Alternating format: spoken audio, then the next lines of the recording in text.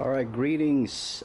This is a 2009 Toyota 4Runner SR5 V6, and I'm going to embark on changing the spark plugs on this. I've never done this, so this is only a box of 4 spark plugs. I have the 2 other spark plugs down there, along with my tools. This is probably not the extent of the tools that I have, but I'm going to use most of this, including a torque wrench, which I bought from Harbor Freight for $9.99, $10. So we'll see how this goes. I may not be able to do this precisely step by step, but I'll try to get it documented as much as I can along the way. To mention, I did buy this anti-seize lubricant from Amazon.com. This is, I think it was about $7. These are expensive, I found out. If you would just go to your auto parts store, and just a small amount of this can be up to $5. The thing I did was I took out the banana clips here off of the air filter. Took those out, and I kind of just bent this out of the way. I already changed my air filter there.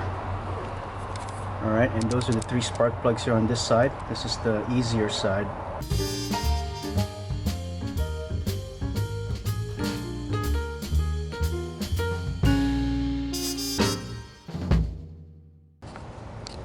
Okay, I just got done taking out the spark plugs here. First on the driver's side.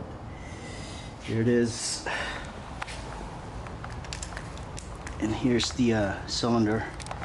And I already put some, what do you call that? The anti-seize grease on this too. So I'm going to start with that one.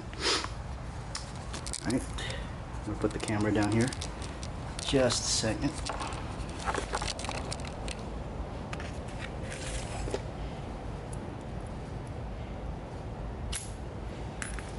Beautiful thing about this little gear wrench that I purchased for about, I think it's like $12, is it's magnetized. See that? So it won't drop. You won't damage the tip of the NGK spark plug. By the way, the old one's an NGK. Hope you can see that. So that works. Alright, more to follow.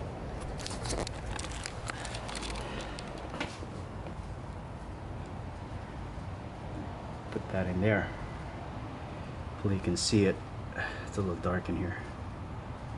Okay. The beginning mechanics course, I did not wear any type of gloves or protection, and as a result, kind of chafed. I contributed some of my skin to the mechanic gods, but hey, lesson learned. So now I'm gonna wear this this pair. Hopefully it's gonna protect me a little bit from the heat and also from the you know, skin grafters. But I did get the other spark plug out.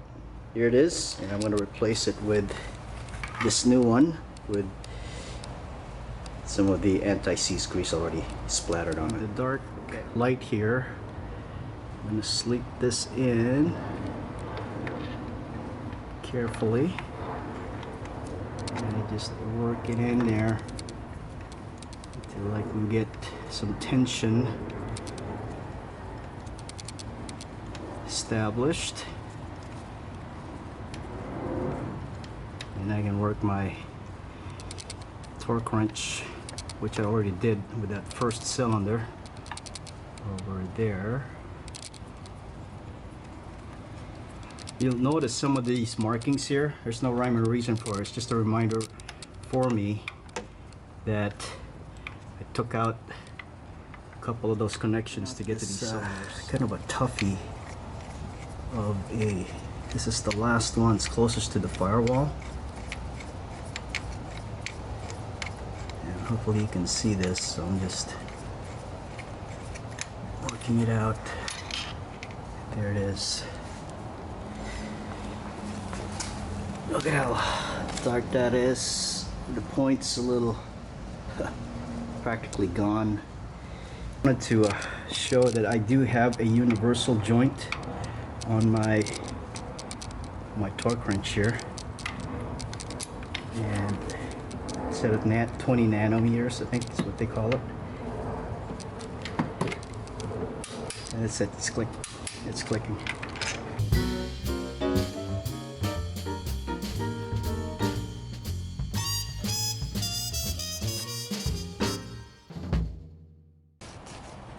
Well, I tackled the toughest part first, so I'm exhausted.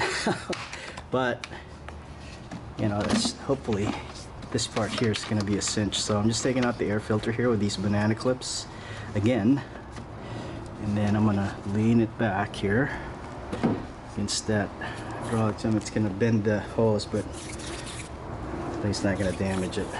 So then I get to attack these 3 cylinders, which should be fairly easy now. So you can see I have it labeled A, B, C.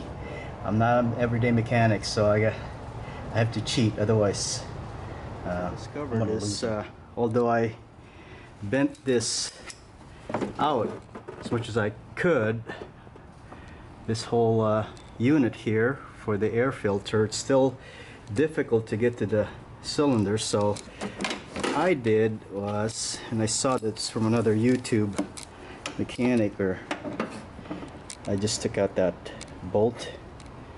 Hopefully you can see this. It's a little dark in here. Bolt that's attaching this to those 2 bolts right there. It's a 12 millimeter, and I'm gonna just remove it. I'll show you right now.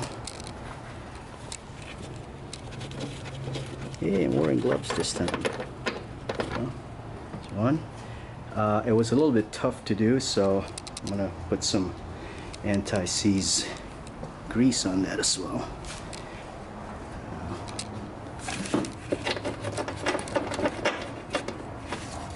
There's the other one. So now take this whole unit out, like so. It's completely out of the way. It's gonna be fairly easy to put back.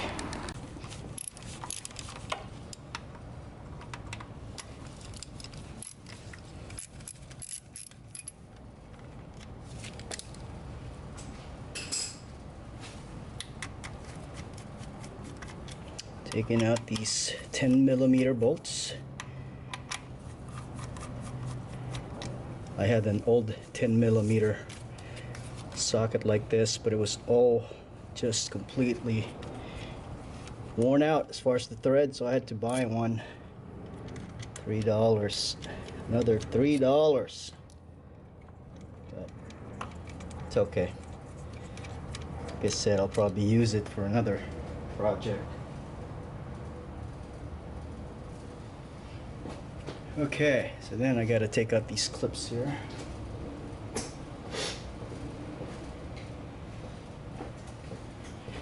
They do need a little persuasion.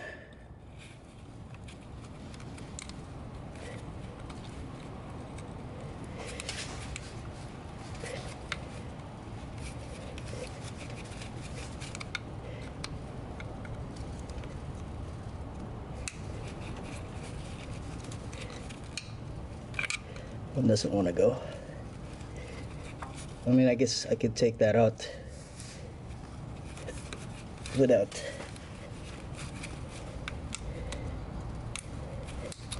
taking out that whole unit, but it wouldn't be advisable. This is long.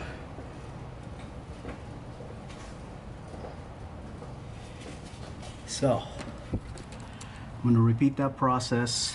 Hopefully you can see this through my mag light flashlight here. Repeat that process for all 3. There it is. So again, the beauty of this little socket here is it's magnetized, so you don't run the risk of dropping the spark plug and damaging the tip. There's the click. There's the click. Okay. Hand tighten this.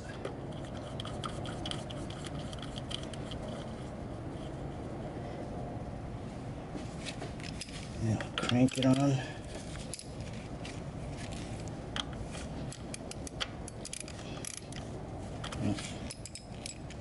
Like 10mm Harbor Freight, made in China. Socket there. Over tighten it, so finishing up the job here. And I'm putting on the cover.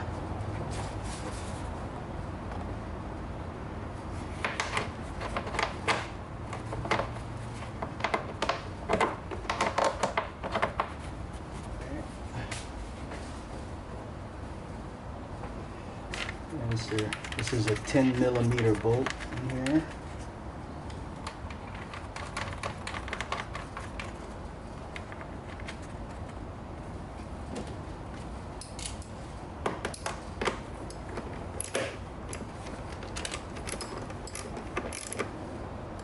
Over tighten it. Try not to over tighten. The litmus test here is what happens if I start it up.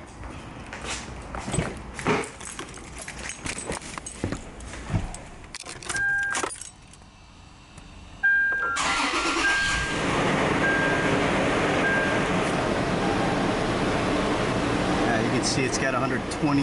Oh no, it's showing 10 miles on it. There you go, 121,172. Sounds good.